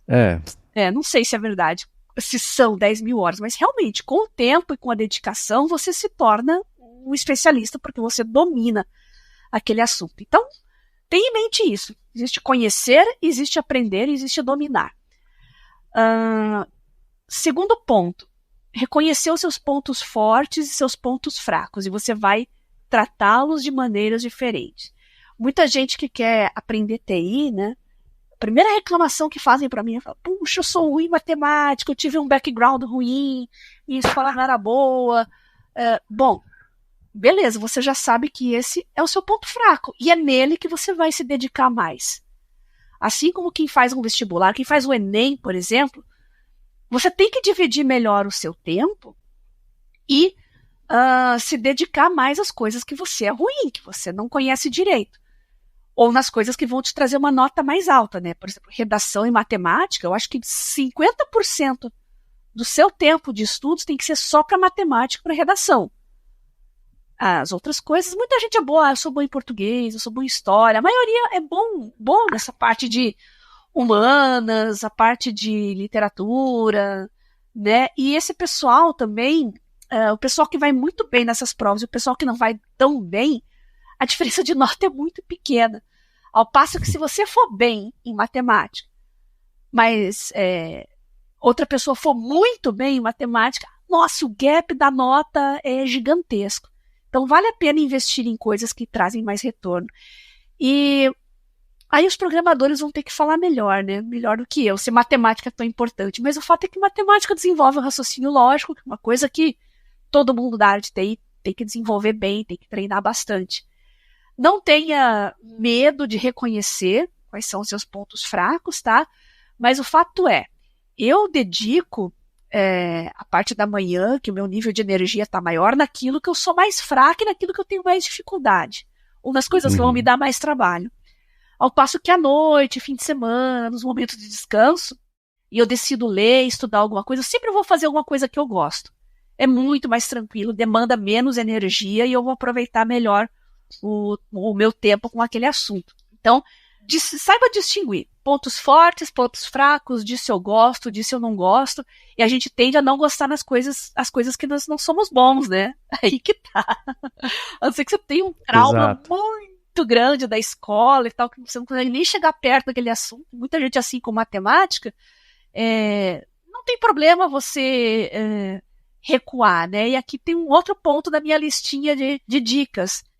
Recuar quando você não domina um determinado assunto. O problema da matemática, Marcos, que muita gente tem esse problema, é porque, diferente de outras disciplinas, a matemática ela tem um crescente, que se você não vai bem, ela vai aumentando o nível de dificuldade e o negócio vai virando uma bola de neve. Por isso que todo mundo desenvolve trauma, raiva, etc. Eu posso que história é diferente, né? No 7º ano você tem história do Brasil, no 8º ano você tem história antiga, depois você tem Idade Média, então não tem assim um link progressivo entre os assuntos. Agora, matemática não. Você está sempre evoluindo, né? Os tópicos vão aumentando a dificuldade, vão ficando mais elaborados com o passar do tempo. Então, se você tem um ponto fraco lá no comecinho com a matemática, eu sugiro que você vista as sandálias da humildade e comece bem do básico. O professor Ferreto tem uma plataforma, é professorferreto.com.br, que é focada também em vestibular, concursos, mas ele é muito bom para tudo, sabe? Ele destrincha a matemática como ninguém. E é engraçado que ele começa do básico, a primeira aula dele é literalmente somar e diminuir. Eu juro. Então você perde o medo, né? Se você sente dificuldade no assunto, recua. E se aquele assunto você ainda não tem um domínio adequado, não tem problema, recue mais. E matemática tem que ser assim. Aí quando você começa a suprir as deficiências e começa a avançar nos assuntos, aí você vai se apaixonar pela matemática, eu garanto. Porque tudo faz sentido, o negócio evolui, é tão bom ver as coisas funcionando, você fazendo seus cálculos, resolvendo seus problemas, tudo dando certo. Nossa, te dá um gás que é inacreditável. Então, não tenha medo de recuar, seja humilde. Se você não compreende o assunto, recue o quanto for necessário, tá? Você tá me lembrando as pessoas que falam assim, eu odeio inglês, sabe? Essa frase sempre me chamou a atenção, né? Você ter ódio sobre um idioma, é uma coisa tão amorfa, né? E é parecido, porque no inglês, assim como na matemática mais, né? Mas é um crescendo, né? Uma coisa vai construindo necessariamente em cima da outra, né? E matemática não é só matemática, né? Se você tiver uma falha em algum ponto básico da matemática, a hora que destrinchar para física, para outros assuntos, vai ser difícil também, né? Bola de neve acho que é um bom termo, mas me lembrou isso, né? Aquela rejeição visceral, falando, não, eu odeio inglês. Inglês sempre me chamou atenção, né? Porque é tão amorfo assim, mas essa sensação eu vejo acontecer. E muita gente tem tantas deficiências, principalmente com a matemática, ou no ensino médio e fundamental em geral, que quando decide fazer o Enem, a pessoa se sente assim sobrecarregada e fica ansiosa. Nossa, eu tenho 1 ano para me preparar. Não, você não tem 1 ano, né?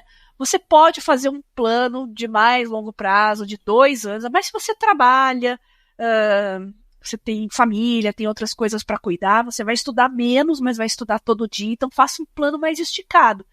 E aí aquele Enem que fica no meio do caminho, você vai usar como um simulado, né? Você não vai ter coberto todo o edital, todos os assuntos, mas você já vai poder treinar um pouco o clima de prova, a sensação, o tempo ali, né? Aquela pressão de você fazer tudo no tempo estipulado. Então, faça um plano mais de longo prazo, que um concurso, mesma coisa, né? Você pode estudar aí 2, 3 anos. O importante é a consistência, tá? Então, esse é o meu terceiro ponto. Estudar focado, um pouquinho de cada vez, mas um pouco todo dia. E já falei do meu projeto lá do Work and Study With Me.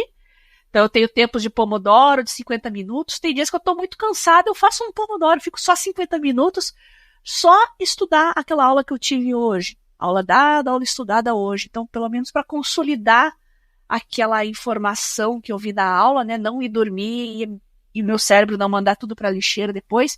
Então, eu fico ali uns 50 minutinhos vendo, né? Relendo, vendo slide, ou então, às vezes, fico até conversando ali com o ChatGPT sobre aquele assunto. Tem professor que dá aula e leva uma semana para mandar slide. Você não tem nenhum guia, assim, você tem umas anotações só dos tópicos que ele falou, mas você não consegue desenvolver, tá? Então, estudar focado, um pouquinho de cada vez, mas um pouco todo dia.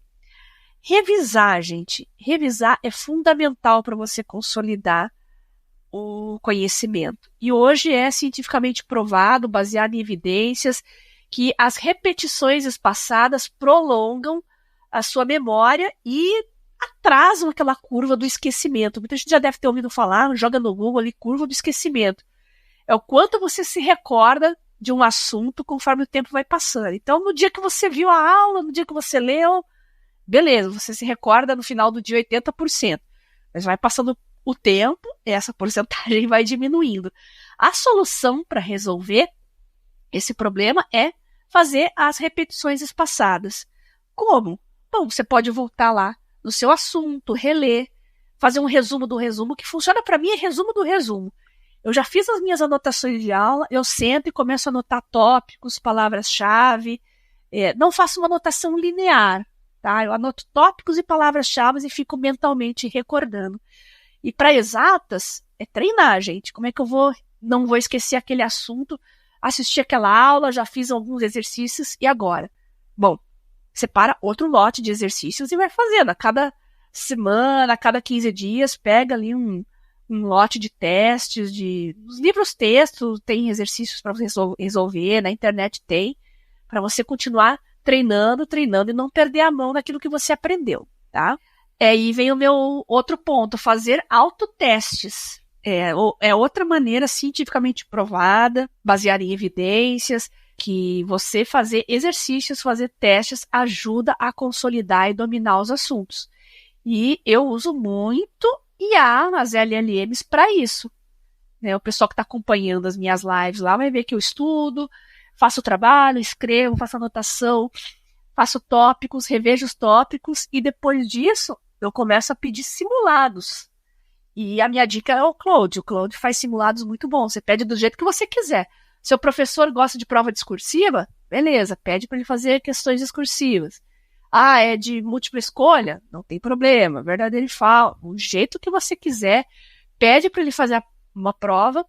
E o Claude é o melhor das LLMs para isso, porque ele separa até, ele fala assim, vou colocar num artefato separado para você. Então, se você quiser imprimir, ele gera um arquivo com uma prova para você. A prova é bonitinha, tem um cabeçalho, marca as alternativas, ele dá as instruções, é fabuloso. Você vai lá no Claude, manda imprimir o teste, né? Não faça no computador. Às vezes, se a sua prova é no papel e na caneta, às vezes é bom você simular o ambiente que você vai testar também. Então, imprima lá e faça no papel mesmo, se for o caso, tá?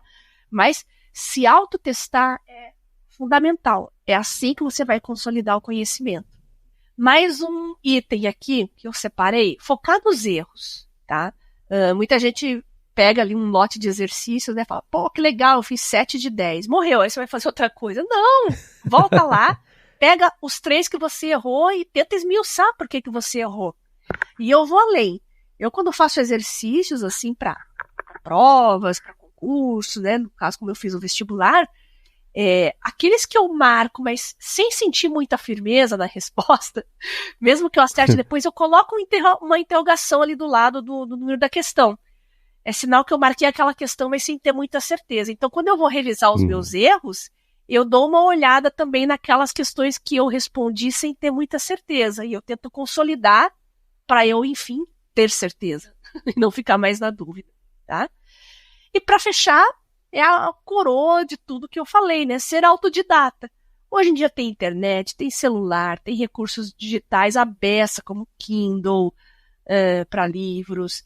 Tem tanta coisa, gente. As ferramentas de IA, que a gente está toda hora falando aqui na área de trabalho. E tudo isso você consegue, mesmo que você não tenha computador, não tenha internet, não tenha um ambiente adequado, mas se você tem um celular, a quantidade de gente que faz Enem, pessoal, estudando só pelo celular, vocês não vão acreditar.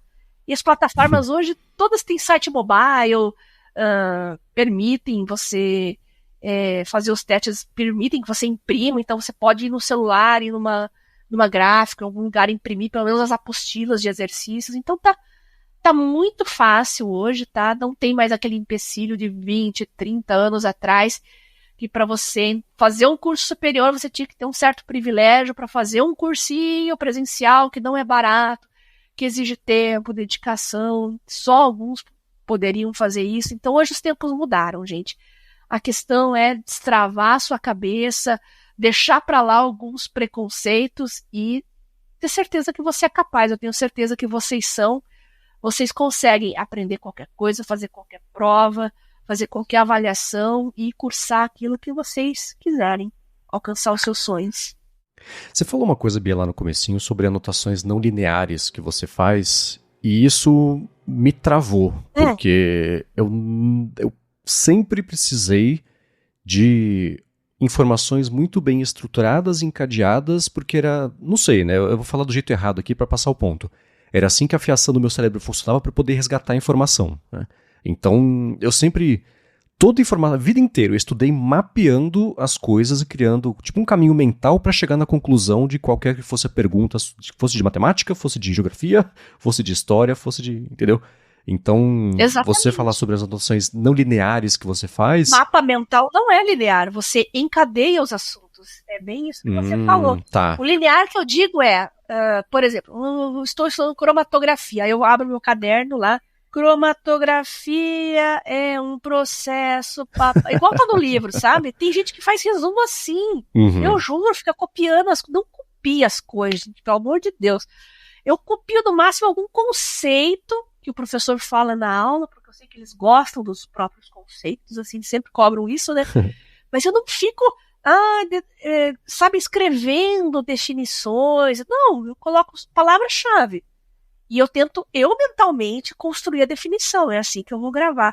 Aliás, eu fiz muito teste com neuropsicóloga, depois eu fiz teste de inteligência. Isso é uma coisa que eu exploro muito, porque é um ponto fraco meu. Eu não preciso ficar escrevendo milhares de vezes as informações para eu formular um conceito e, por exemplo, fazer uma prova discursiva sobre um assunto, né?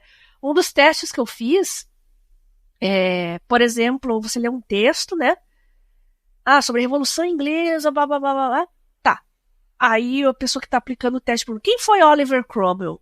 Poxa, tem gente que acaba de ler o texto e não consegue falar quem é uma pessoa que foi explicada naquele texto quem é. Parece que ela trava. Não, eu entendi quem ele é, mas eu não consigo colocar isso em palavras. Então essa é uma dificuldade que eu não tenho e eu exploro muito, porque eu sei que é um ponto fraco, um ponto forte meu. E eu recomendo que vocês tentem desenvolver isso. Quem foi Oliver Cromwell? Foi um inglês do século tal, ele decapitou um rei, pegue fatos assim, né? Tomou o poder, né? Instaurou uma república temporária, porque depois a monarquia voltou. Comece assim, pegue os fatos que você entendeu, vai encadeando, e depois você redige uma definição mais redondinha, mais baseada nas suas próprias palavras. Tá? Isso é muito importante. Você tem que usar o seu próprio vocabulário, baseado no que você leu, o que você entendeu. E se você não conseguir fazer isso, volta lá para o zero. Leia de novo o texto, porque é sinal que você não leu o texto direito. E dizem que aqui no Brasil, né, muita gente não consegue. Isso é o tal do analfabetismo funcional. Você lê um texto e não entendeu o que você leu. Às vezes você fica assim, não, eu entendi. Tá, então explique para outra pessoa. E não consegue explicar. Né? Isso é uma barreira que muita gente tem. E se vocês derrubarem ela, vai facilitar muita coisa na sua vida, viu? Isso é muito importante para se expressar melhor, entrevistas de emprego e muitas coisas. Vocês acabam se desenvolvendo melhor. É interessante que eu lembro da época, especialmente a época de escola, né, que tem assuntos variados, tem que manjar de todos eles e depois explicar, que no fim das contas é a prova, né? Eu tinha esse problema da leitura, tinha hora que era um tamponamento, assim, o olho corria pelas linhas, pelos parágrafos, pelas frases, e enquanto eu lia, eu sabia que eu não estava, tinha uma meta-análise, que eu sabia que nada do que eu estava lendo, só passando o olho, estava sendo absorvido, assim, e isso era independente há quanto tempo eu estava estudando, dependia um pouco também do assunto, se era uma coisa que eu odeio inglês, né, ou se era uma coisa, entendeu? Então isso tinha essa, não sei, era um bloqueio mesmo de absorver essas informações, né, então é muito disso, sim. Às vezes eu terminava um parágrafo e falava, cara, não faço a menor ideia do que eu acabei de ler. Não sei nem sobre que assunto eu tô lendo, né? Então tinha muito disso, né? Mas eu nunca estudei fazendo anotações, o que era um erro tremendo, mas hoje eu sei, né?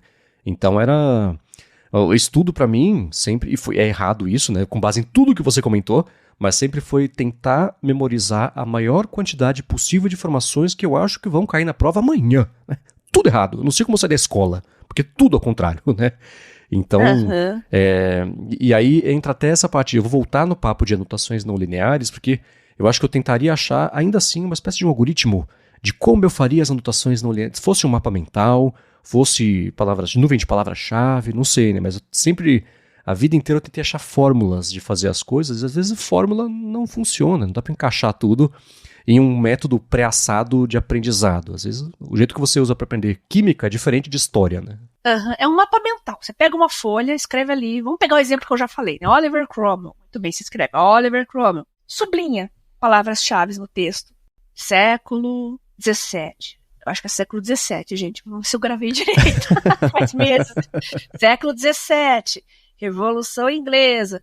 Decapitou um rei. Se eu não me engano, Charles I. O atual é o Charles II, né? Decapitou Charles I. Uma república provisória. Puxa setinhas a partir do nome dele com palavras-chave. Aí depois você vai tentar, igual o notebook ali me faz, cria um podcast sobre aquilo que você anotou. Então, vamos falar sobre Oliver Cromwell. Vamos fazer um deep dive. Oliver Cromwell. E comece a falar para você mesmo quem ele foi, o que ele fez, consulte as suas palavras-chave, e você grava. Eu gravei, gente, eu vou até olhar no Google aqui se eu não falei o século errado. Você acertou, eu consultei aqui. Acertei, olha aí, ó, viu? Eu não esqueço, eu faço um mapa mental, eu não esqueço mais. Então, usem, isso é uma ferramenta poderosíssima, tá? Eu sei que durante uma aula, isso é praticamente impossível, que cada professor tem um jeito de dar aula. Então, eu tento colocar os tópicos assim, tópico 1, conceito, tópico, mesmo que ele não fale. Eu tento estruturar as coisas bagunçadas do jeito que ele fala, eu tento colocar uma ordem, porque colocar uma ordem, e aí eu vou falar depois do OneNote, eu vou entrar nesse assunto de novo.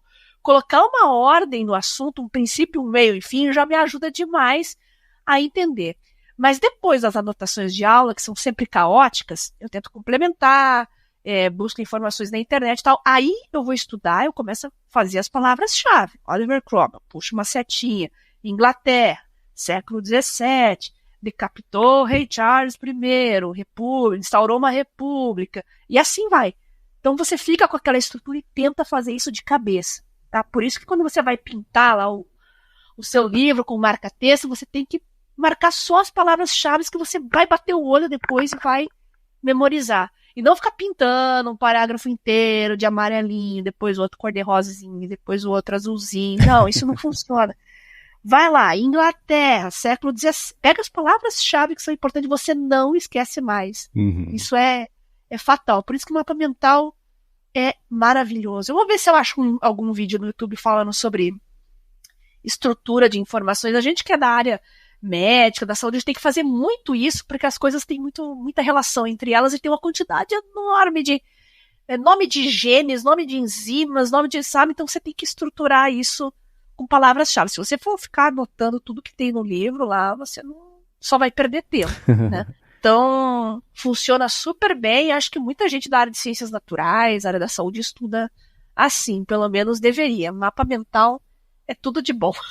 E depois, com o mapa mental, fale com você, converse com você mesmo, transforme aquilo num podcast. Comece a explicar como se estivesse explicando para outra pessoa quem foi o Oliver Cromwell.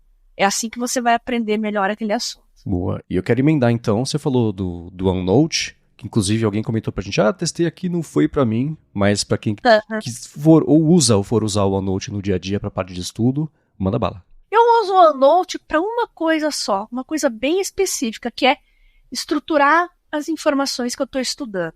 Então eu assisti uma aula, maravilha, fiz as minhas anotações caóticas, bagunçadas, e eu tento complementar.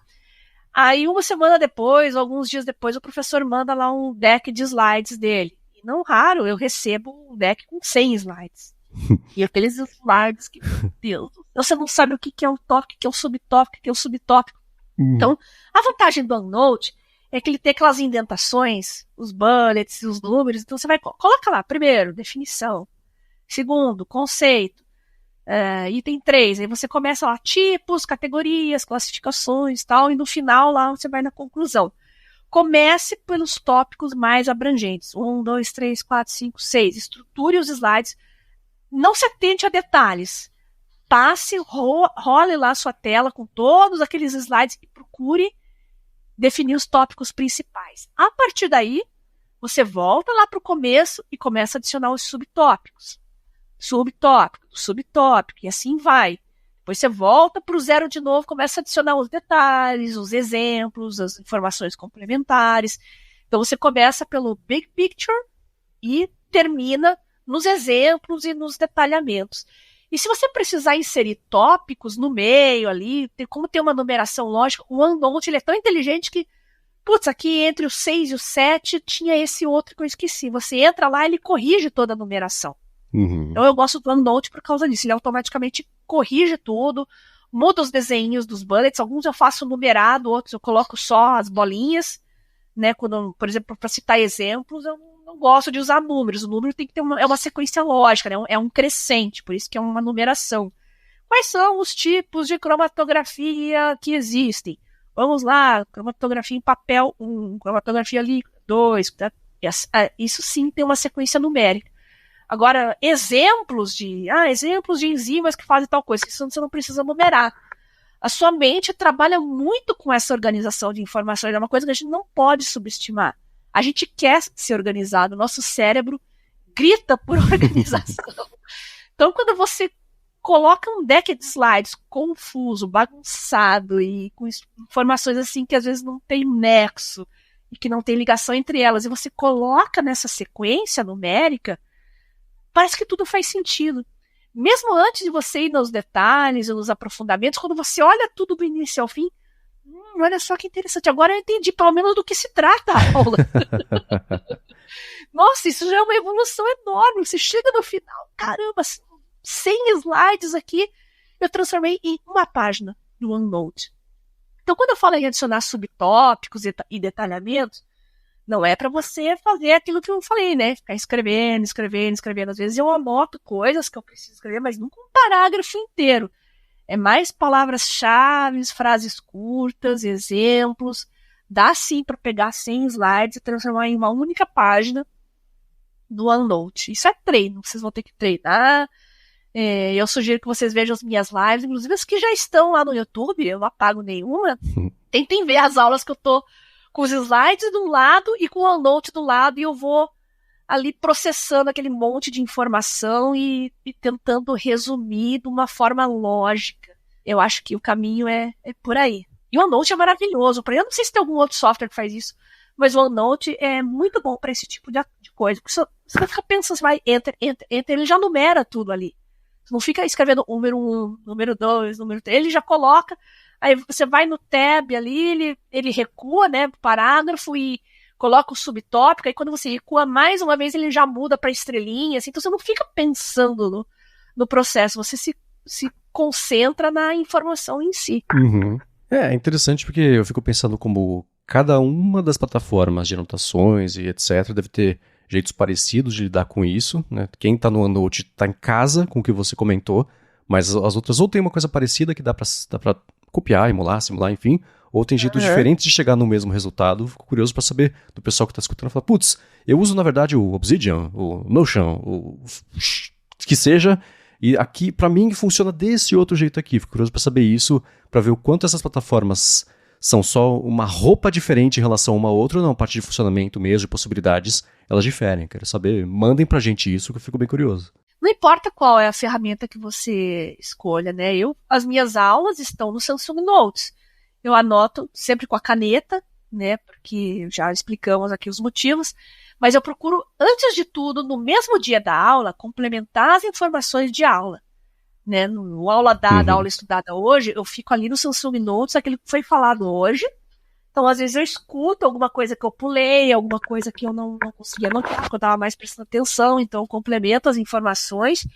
E o que eu fiquei em dúvida, que não ficou muito claro, eu tô com um Copilot, geralmente é o Copilot, porque ele tem um ícone dele aqui já no navegador, tem um ícone no Windows, tem um ícone no OneNote, ele tá em todo lugar aqui no desktop, então, o que é isso aqui mesmo? Onde é que foi a convenção de Estocolmo? Sabe, essas coisas mais pontuais, assim, eu uso o Copilot mesmo, né?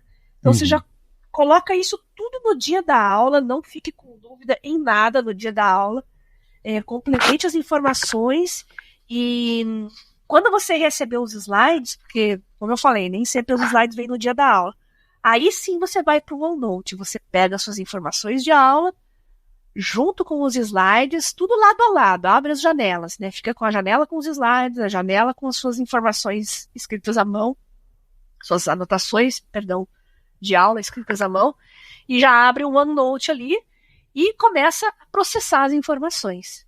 E aí sim, com o tempo, você vai adicionando graus de aprofundamento e detalhamento. O OneNote é legal, porque às vezes eu quero só revisar aquele conteúdo e ele funciona bem em mobile. Para você revisar aquele assunto depois de 10, 15 dias que você teve a aula, que você estudou, eu abro o celular ali mesmo, está só os tópicos, e eu consigo sentar, pego uma folha de papel mesmo e tento desenvolver aquilo como um mapa mental, ou escrever mais informações, puxando só os tópicos e firmando mais as informações que você já tem na sua mente, consolidando para ajudar a memória a gravar aquilo, né?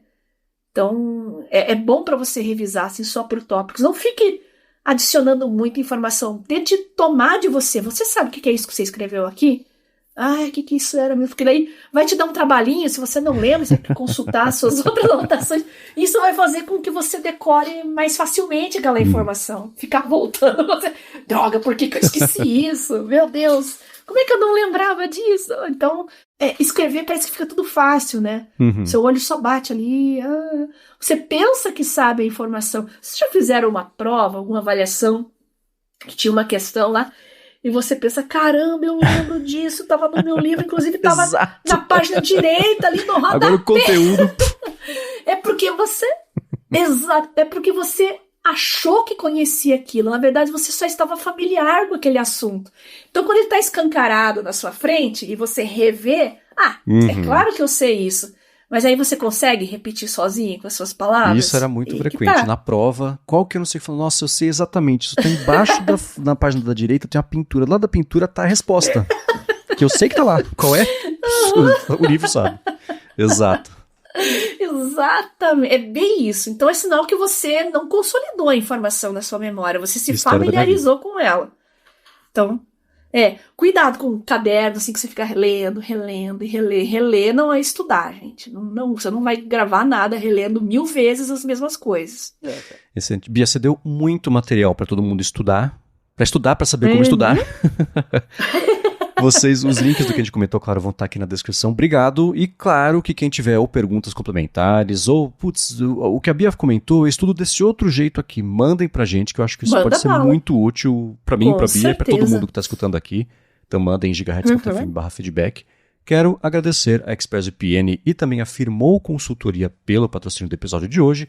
A vocês que deixam os reviews, as avaliações, as recomendações, os joinhas, enfim, que ajudam de uma forma ou de outra o Área de Trabalho chegar cada vez mais ouvidos toda quarta-feira, e a você, Bia, por semana após semana, há 120 episódios, ajudar a gente a ter uma vida cada vez mais produtiva. Eu que agradeço você, Marcos, pelo convite para participar desse projeto incrível, os nossos ouvintes aí mandando dicas, sugestões, comentários, os nossos patrocinadores que viabilizam ele, e todo mundo que está ouvindo com certeza pode pautar os nossos próximos episódios aqui. Mandem sua mensagem, sua dica de app, seu link, seus prints para o meu Telegram, @BiaCunz, eu leio, respondo todo mundo sempre.